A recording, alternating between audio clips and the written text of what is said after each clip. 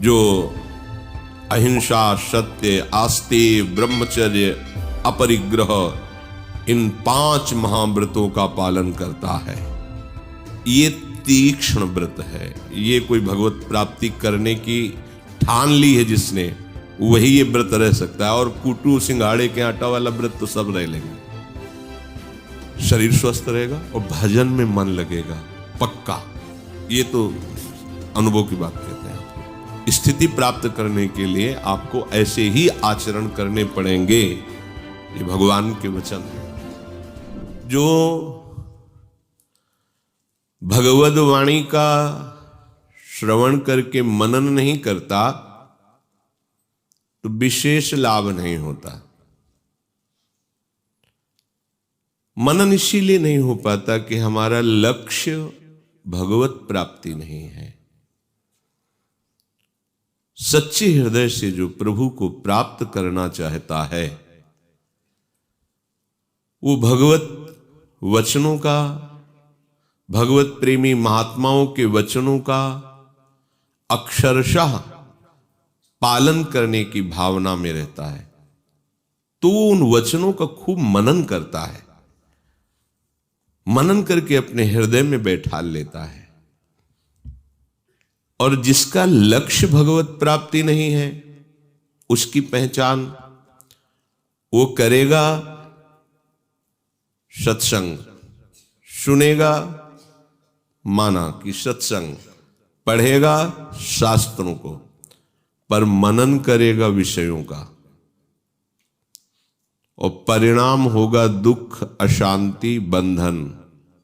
बैठा लीजिए हृदय में। जिसका लक्ष्य भगवत प्राप्ति नहीं है, वो अपने हृदय को पहचाने। माना कि वो शास्त्र पढ़ के सत्संग भी करा सकता है, प्रवचन कर सकता है, प्रवचन सुन सकता है, शास्त्र स्वाध्याय कर सकता है, पर मनन विषयों का ही होगा। देख लेना, हृदय को देख लेना। और जिसका मनन विषयों का होता है, वो क्लेश, अशांति, बंधन, दुख को प्राप्त होता है। इसीलिए कहीं कहीं संतों के वचनों में कि आप 4 वेद कंठस्थ कर लो, 18 पुराण कंठस्थ कर लो, पर यदि प्रभु के चरणों में अनुराग नहीं तो सब व्यर्थ है। जोग कुजोग, ज्ञान अज्ञानु, जहां नहीं राम प्रेम परधानु। इसका रहस्य यही है। प्रभु से अपनापन ना होने के कारण शरीर से अपनापन रहता है। शरीर से अपनापन होने के कारण मन 5 ज्ञानेंद्रियों सहित शब्द, स्पर्श, रूप, रस का ही मनन करता है। ये मनन जब तक रुकेगा नहीं, तब तक संसार चक्र नहीं रुकेगा। अनन्य चेता सततम यो माम स्मरति नित्यशः।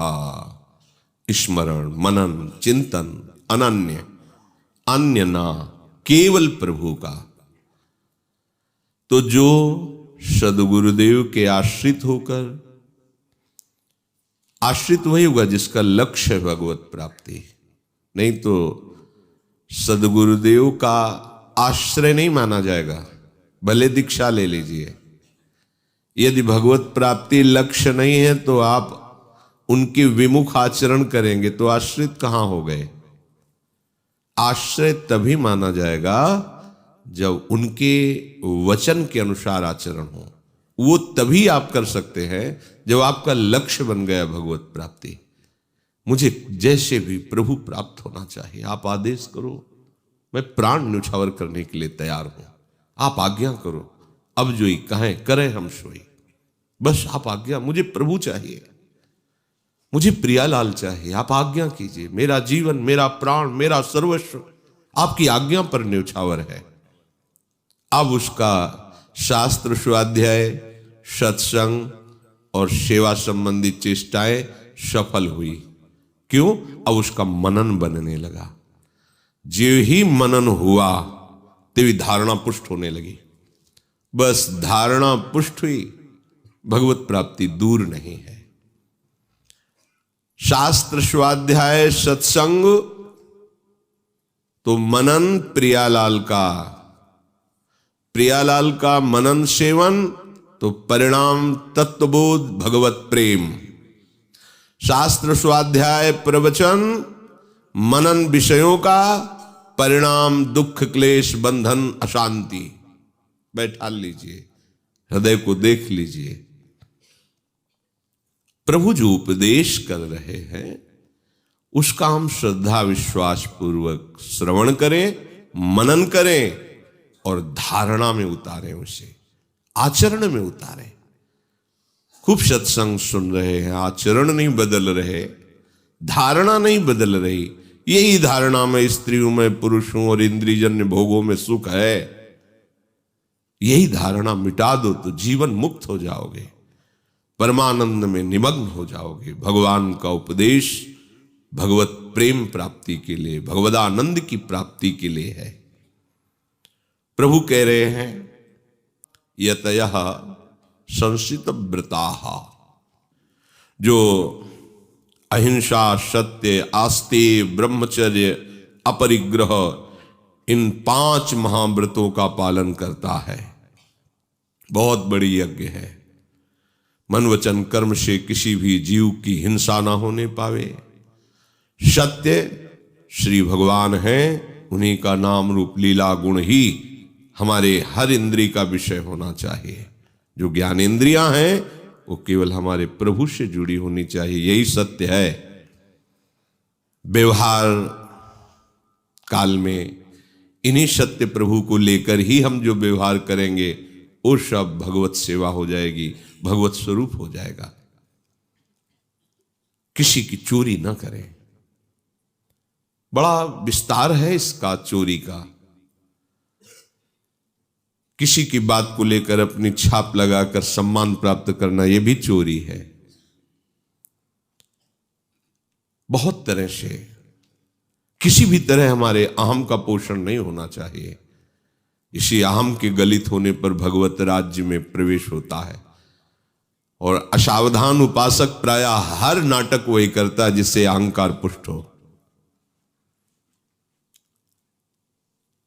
हमें शरीर निर्वाह की भी चिंता नहीं करनी, वो विश्वम्बर भगवान देखते हैं। पोषण भरन चिंत कराहि, श्री हरिवंश विभो बिलसाहि, श्री वृंदावन की माधुरी। हमें अपनी स्वयं व्यवस्था नहीं करनी। यदि निवृत्ति मार्ग के उपासक हैं तो हमें अपनी स्वयं व्यवस्था नहीं करनी। हमारी शरीर मन स्वभाव अब सब कुछ प्रभु के चरणों में समर्पित हो, जैसे चाहें वैसे रखें। पोषण भरन चिंत कराएं, श्री हरिवंश विभो बिलसाएं, श्री वृंदावन की माधुरी। यदि अपने भी शरीर पोषण के लिए किसी से मांग की तो हमारे यहां निषेध किया गया है। केतिक आयु केतिक जीवन काहे विनाशत काज हटकत। कितना तुम्हारा जीवन है, काहे को तुम दूसरे के आगे देखे मैं जोरे हाथ लटकत, हाथ जोड़कर हाथ फैलाना। केतिक आयु, कितना जीवन है, क्यों अपने इस परमार्थ के कार्य को नष्ट कर रहे हो मांग करके। प्रभु विश्वम्भर है, सबका भरण पोषण करते हैं, फिर आप उनके दास हैं। कोई प्रयास नहीं, पूरा प्रयास प्रभु के चरणारविंद की प्राप्ति का। अब इस शरीर को कैसे वस्त्र देना है, कैसे भोजन देना है, कैसे रखना है, ये उनकी व्यवस्था है। हमारा उसमें किसी भी तरह का कोई भी राग नहीं होना चाहिए, ये उनकी व्यवस्था है। ये शरणागत है, जैसे चाहे वैसे रखें। तो अपरिग्रह, उपासक को इस बात पर ध्यान देना चाहिए, महाव्रत है, हमें नहीं मांगना, हमें भोग सामग्री का संग्रह नहीं करना। हरि गुरु के आश्रित हैं, जैसा वो विधान करें उसी में हम राजी हैं। तो अपरिग्रह का सवाल ही नहीं होता। और एक और शब्द आता उपग्रह, बार बार खाना पीना। ये उपासना के योग्य नहीं आचरण है। जो भी मुंह में डाल लिया, ये खाया, कभी ये पिया, कभी। एक नियत समय होना चाहिए पानी भी पीने का। उपासक का ऐसा नहीं होता कि हर समय वो खाता पीता रहता, नहीं। जल पीने का भी उसका समय होता है, बस उसी समय जल की याद आएगी। भोजन पाने का एक समय है, उसे बार बार अगर कुछ प्रसाद मिलता है बार बार उसको रख लेते हैं, अपने समय से पाते हैं। बार बार मुंह अशुद्ध रहेगा, बार बार जिह्वा वस्तुओं का स्वाद लेगी तो नाम का स्वाद कैसे होगा। पूज्य राधा बाबा तो एक बार ही भोजन, एक बार ही जल। बाल्टी में जल आता था, जितने गिलास उतने ही गिलास अंदर डाल लिया, खत्म 24 घंटे। चलो अलग भाव है। अगर आपकी ऐसी सामर्थ्य नहीं तो एक नियत समय होना चाहिए। सुबह इतना पी लिया, दोपहर की इतना, शाम के इतना। जल का एक, भोजन का एक समय। बार बार वो एकदम देखते हैं कोई बोतल एक घूंट, ये दलित दुराएं है। उपासक के जीवन में संसारी पुरुषों को होता रहता है, ओ थोड़ा थोड़ा पानी जाना चाहिए। स्वास्थ्य क्या करेंगे ऐसे स्वास्थ्य का, जो बार बार पानी की याद करावे, भोजन की याद करावे, विषयों का चिंतन करावे। नहीं, उपासक की ऐसी ले बोतल, बिस्कुट, नमकीन, हाँ एक बिस्कुट, हाँ। ये ऊपर चिड़िया थोड़ी चुना रहे हो, मन का पोषण थोड़ी करना है, मन को मारना है। ये उपग्रह बार बार खाना पीना, ये उपासक के लिए बिल्कुल ठीक नहीं। आप भगवत मार्ग के पथिक हो, अपने जीवन को खिलवाड़ में मत फंसाओ। सच्ची मानिए, कई कई दिन गंगा जल से ही जीवन चलाओ। कभी भगवत कृपा से कि भोजन नहीं मिला तो हम ढीले हैं या चेहरा उदास है, कभी नहीं होगा। जब आपका भगवत चिंतन से हृदय परिपक्व रहेगा ना, पुष्ट रहेगा ना, तो मुख प्रसन्न तन तेज विराजा। एक मुख में अद्भुत भागवतिक प्रसन्नता होती उपासक के। ऐसे खिन्न भिन्न छिन्न, ये सब क्षणे रुष्टा क्षणे तुष्टा, रुष्टा तुष्टा, ये उपासक की गति नहीं होती। यतयः संसित व्रताः,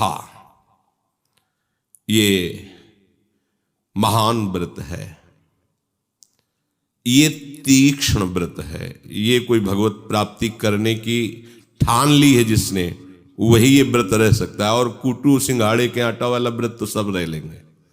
ये व्रत कोई वही उपासक रह सकता है जिसने ठान लिया है, जीवित मर जाए उलट आप में समाए। हा, कैसे अमृत में वचन है, जीवित मर जाए उलट आप में समाए। भगवदानंद के लिए व्याकुल हृदय वाला उपासक कुछ अच्छा नहीं लगता। ये स्थिति प्राप्त करने के लिए आपको ऐसे ही आचरण करने पड़ेंगे। ये भगवान के वचन है। द्रव्य यज्ञाः, पूर्व कुल परंपरागत या पूर्व जीवन में कमाए हुए द्रव्य पर अपना भाव रखना, यह हमारे आगे जन्म का निमंत्रण है।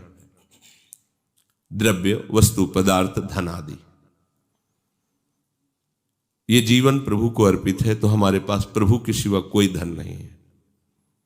जो माना हुआ है उसे प्रभु के चरणों में समर्पित कर दिया है। हमारे पास अगर कोई धन है तो प्रभु है। कहीं भी मेरापन नहीं होना चाहिए। द्रव्य यज्ञ का तात्पर्य है कहीं भी कुछ भी मेरा नहीं है। ये अंदर से देखना होगा। अपनी वस्तु मान करके देना दान होता है, और प्रभु की वस्तु है। अब ये प्रभु की वस्तु उठा करके जहां कहा वहां रख दिया, तो ये तन भी उनका सेवक है। इसमें कोई अहम का पोषण नहीं है। मैंने ये वस्तु दी, नहीं, ये तन भी उसका है जिससे देने की क्रिया हुई, और वो द्रव्य भी उसका है, और आज्ञा भी उसी की है, और लेने वाला भी वही है। खत्म खेल। इसका परिणाम भगवत प्राप्ति। और मेरी वस्तु मैं दे रहा हूं, इसका परिणाम उस वस्तु का और बढ़ जाना, सुकृत कहा जाता है, इसे पुण्य कहा जाता है, दान। उपासक का क्या होता है? हमारे पास अगर धन है तो परम धन राधा नाम आधार, हमारे जीवन है तो युगल सरकार, हमारे प्राण है तो युगल सरकार। तो दूं क्या, कुछ है ही नहीं। न पहले भी कुछ था, वो तो माना हुआ था, मान्यता हट गई। तो जिनका पहले भी था उनका अब है, उन्हीं का आगे रहेगा। एक उपासक के अंदर प्रश्न बना रहता है कि मैं कामी हूं, मैं मलिन हूं, पतित आचरण करने वाला हूं। यह आपको बहुत सुलझी हुई बात बता रहा हूं। यदि आपके अंदर अहंकार नहीं है और ये बात आपके हृदय में है, काम आदि दोष, तो आप निश्चिंत हो जाओ, क्योंकि आप जलोगे। आपके अंदर एक मलिनता रहेगी, ग्लानि की। मैं कितना नीच हूं, मेरे ऊपर कितनी कृपा है, फिर मैं कितना नीच हूं। ये आपको श्री जी तक पहुंचा देगा, निर्विकार कर देगा। जब अहंकार होता है, मैं कामी, ऐसा कैसे हो सकता है, वो काम को छुपाता है। बस अब इसका पतन शुरू।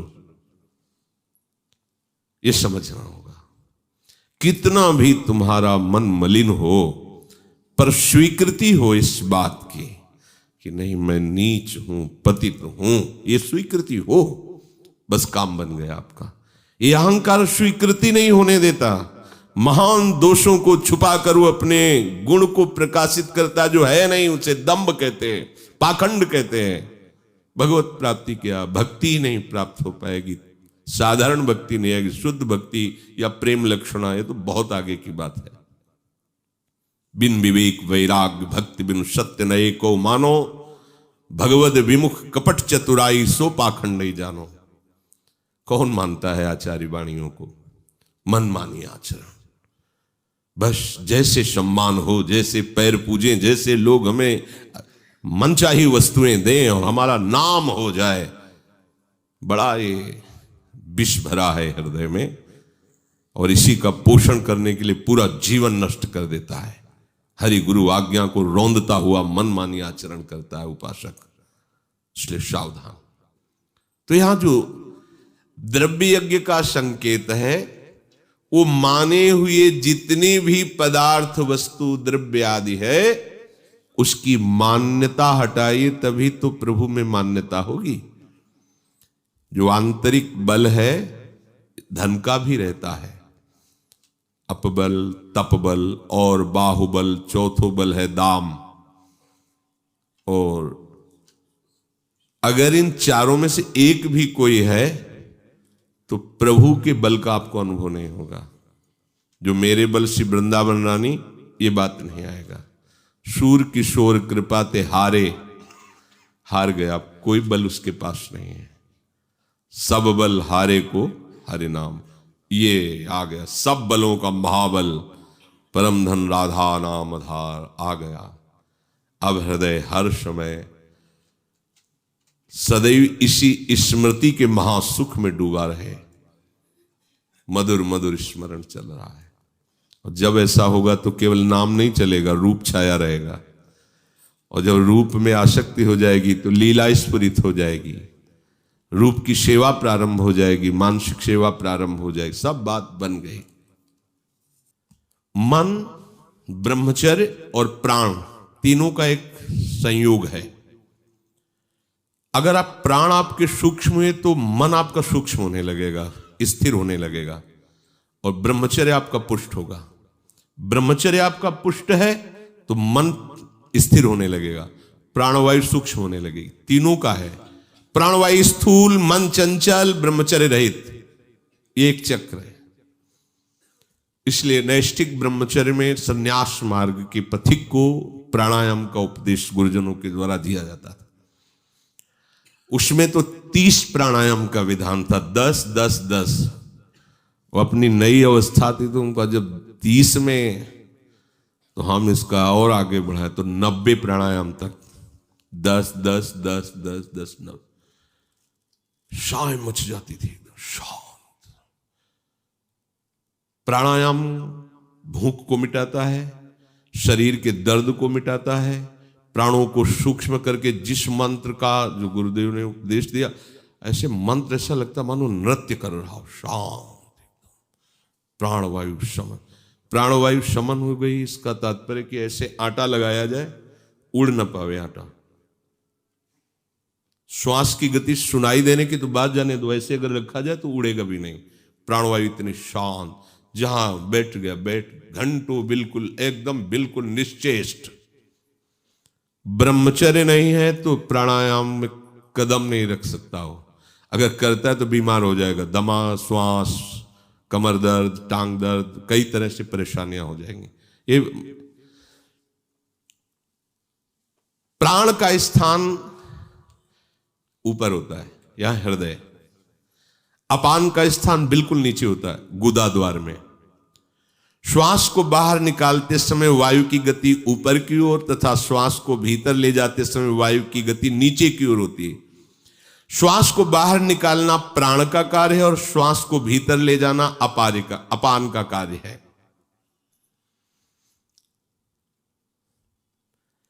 बाहर की वायु को बाईं नासिका चंद्र नाड़ी के द्वारा भीतर ले जाते हैं, दाहिने सुर को इसे बंद कर। अब इसमें नाम चल रहा है, मंत्र चल रहा है, उसका हिसाब होता है, बस रोक लिया। अब न प्राणवायु बाहर से अंदर जा रही, न अंदर से बाहर, इसे रोका, इसे कुंभक कहते हैं। ये निरोग अवस्था भी प्रदान करता है और भागवतिक आध्यात्मिक शक्ति भी बढ़ाता है। वायु हृदय में स्थित प्राणवायु को लेकर नाभि से होती हुई स्वाभाविक अपान में लीन हो जाती है, ये खींच, इसे पूरक कहते हैं। फिर प्राणवायु अपान वायु दोनों गतियों को रोक देना कुंभक कहते हैं, और फिर उसके विपरीत नासिका से छोड़ना उसे रेचक कहते हैं। पूरक, कुंभक, रेचक, रेचक, कुंभक, पूरक, ऐसे क्रम चलता रहता है। प्राणवायु सूक्ष्म, ऐसा नहीं सब आनंद का विषय है, पर कभी कोई भूल से भी इसे शुरुआत मत करना, क्योंकि इसके बहुत से नियम हैं और ये किसी प्राणायाम परायण योगी के समीप ही इसका अभ्यास किया जा सकता है। जैसे आपने आधा घंटा प्राणवायु का संशोधन किया, पद्मासन में बैठे, ये साधारण आसनों में नहीं होता है, जैसे लोग पुष्पस करते हैं वो अलग चीज है। सिद्धासन या पद्मासन, मेरुदंड एकदम से, ये कोई साधारण बातें नहीं। आप आसन से उठे और पानी पी लिया, अब आप बिगड़ जाएगी प्राणवायु, हिचकी आना, गैस बनना, बहुत तरह से वायु रोग बढ़ जाना, बहुत, ये सबकी गति की बात नहीं है, ये तो केवल प्रसंग आया तो उसे सुन लीजिए। तो जो इस तरह से पूरक, कुंभक, रेचक ऐसे करते हैं तो प्राणायाम परायण, वो प्राणायाम रूपी यज्ञ करते हैं। तो इसका भक्ति में क्या स्वरूप है? हम सीधे प्राणवायु की तरफ केवल बात करते हैं। प्राण, अपान, व्यान, उदान, समान सब तुम्हारे पवित्र और सूक्ष्म हो जाएंगे। आराम से बैठ गए, जैसे भी कुर्सी में बैठ जाओ, सोफा में बैठ जाओ, जमीन में बैठ जाओ, जैसी तुम्हारी हालत हो शरीर की, बस आप ध्यान दो कि आपका नाम कितना चल रहा है। आराम से श्वास, कोई पकड़ने की जरूरत नहीं, ये जरूर करना चाहिए, ये इसका हम आदर करते हैं। ऊपर की श्वास खींच रहे, मतलब अंदर वायु भर रहे, तो कितने नाम लिए, अधिक से अधिक और लो। यदि जवान शरीर नहीं है तो आगे वाली बात मत करना। अगर जवान शरीर है, स्वस्थ हैं आप, आपके यंत्र ठीक है, किडनी ठीक है, लीवर ठीक है, दिल ठीक है, तो क्या, बस आराम से रोक। फिर कितने नाम जप किए, फिर आराम से छोड़ दो, पकड़ने की कोई जरूरत नहीं, अपने आप प्राणवायु आपकी शुद्ध हो जाएगी। अगर आपके शरीर में कोई भी विकार है तो आप खींच सकते हैं और आराम से छोड़ सकते हैं, रोकिएगा नहीं। ये तो कर सकते हैं, कोई भी कर सकते हैं, इसमें अपने भजन की भी वृद्धि होगी और शरीर भी स्वस्थ रहेगा। पकड़ने की जरूरत नहीं, फुसफस करने की जरूरत नहीं। जितने नाम जप सके खींच लिए, फिर छोड़ दिए, आराम से नाम जप करते हुए आप 10 मिनट ऐसे 20 मिनट अभ्यास करें, देखें आपको कितना आनंद आएगा। देख लो, मन आपका शांत हो जाएगा। आप देख लेना, ये अनुभव की बात कहते हैं। देख लेना, आपका मन शांत होने लगेगा। जैसे वायु छोड़ी, रोक लिया, ये बाह्य कुंभक है, बिल्कुल वायु अंदर नहीं, बाहर। अब रोक लिया, देखो एकदम प्राण व्याकुल होंगे, वो आपको स्वस्थ करेंगे, आपके अंदर के विकार को नष्ट करेंगे। फिर जोर से, अब फिर रोक लिया, शरीर स्वस्थ रहेगा और भजन में मन लगेगा पक्का। ये तो अनुभव की बात कहते हैं आपको, पक्का बहुत आनंद आता है। अगर शरीर आपके सिस्टम ठीक नहीं है तो राधा राधा राधा राधा राधा राधा राधा सब ठीक हो जाएगा, सब सूक्ष्म हो जाएगा। जब भाव बढ़ता है ना तो शरीर की शुद्धि नहीं रहती भैया, शरीर की शुद्धि, दिमाग काम करना बंद कर देता है। कौन देखे कि कौन सा प्राणापान व्यान समान उदान सब चले जाते हैं, राधा राधा राधा राधा। पर यदि शरीर ठीक है और आपको ब्रह्मचर्य बहुत समय तक संभाल के रखना है तो थोड़ा आसनों पे बैठकर ऐसा करें तो कोई निषेध नहीं, क्योंकि उस समय हमारा भगवत चिंतन चल रहा है।